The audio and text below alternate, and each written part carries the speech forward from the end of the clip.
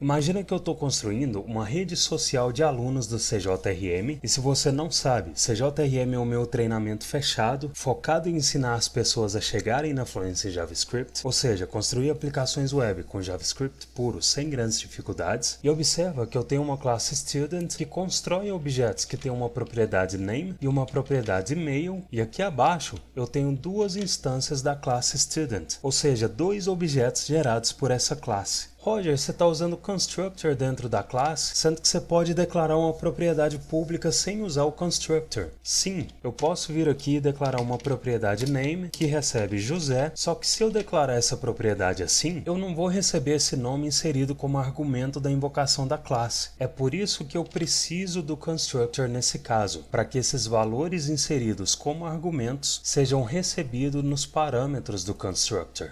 Beleza? Só que eu tenho que te dar uma notícia, principalmente se você vem de linguagens como Java ou C++ que são baseadas em classes. E se você conhece só JavaScript, é bom que você também já saiba. Em JavaScript, tecnicamente, classes não existem. Não da mesma forma das classes dessas linguagens que eu citei. Sabe por quê? Porque essa notação de classe é um syntax sugar, ou um açúcar sintático, se você traduzir para o português. E o que isso significa? Significa que em JavaScript, classes são uma abstração. O que é uma abstração? É o processo de ocultar certos detalhes de implementação e expor outros. Para quê? Para que através de um código mais simples, você lide com uma estrutura complexa. O async-await, por exemplo, é uma abstração de promises. Qualquer lib ou framework JavaScript é uma abstração de códigos comuns entre vários softwares. Agora, se classes são uma abstração, o que elas abstraem? Para começar a descobrir isso, observa que se aqui abaixo eu invocar um console.log que recebe typeof e o nome da classe, que é student, eu vejo que na verdade a classe é uma função e não é qualquer tipo de função.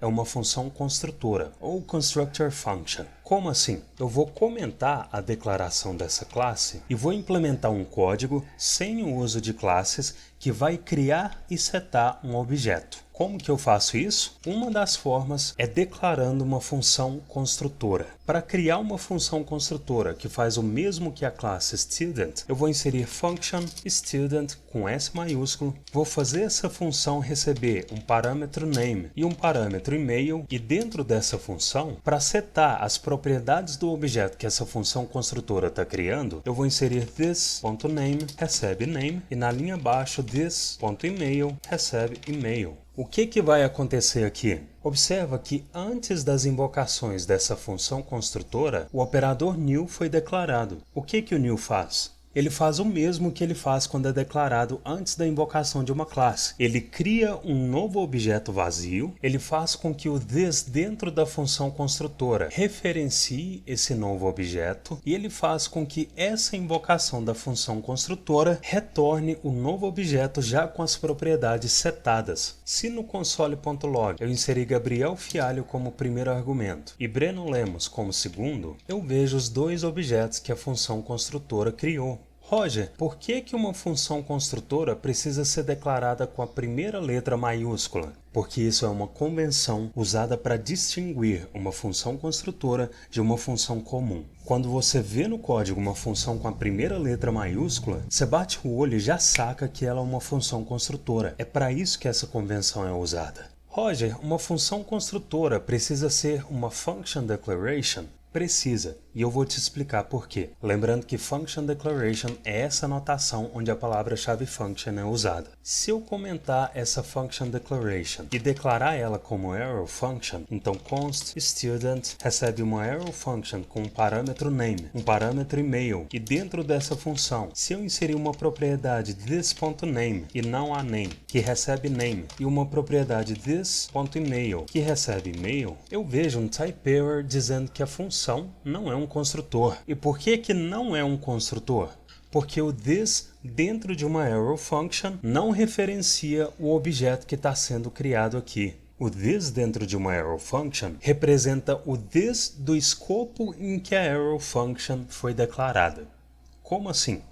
Se acima da student eu inserir um console.log que recebe this, antes do erro, o console.log exibiu window, ou seja, O this, nesse caso, está referenciando o window. Vamos relembrar, o que é o window? É o objeto que existe no escopo global de uma aplicação. Em JavaScript, sempre existe um objeto global em que todos os objetos, métodos e propriedades que você usa estão pendurados e esse objeto varia de acordo com o ambiente que a sua aplicação JavaScript está sendo executada. No Node.js, que é um ambiente para que o JavaScript seja executado no back-end, o objeto global é um objeto chamado global e quando a gente trabalha no front-end da aplicação, no browser, o objeto global é o objeto window, que representa a janela do browser e tudo o que a gente faz usando o JavaScript no front-end, todos os objetos, métodos e propriedades estão armazenados nesse objeto window. Como esse this está no escopo global, ele referencia o window. Agora, o que acontece se eu mover esse console.log para dentro de uma error function declarada no escopo global? Olha só, por enquanto eu vou comentar todo esse código abaixo e se aqui acima eu declarar uma const myFunc que recebe uma error function e dentro dessa error function eu inserir o console.log com o this, se aqui abaixo eu invocar myFunc, o que vai acontecer aqui?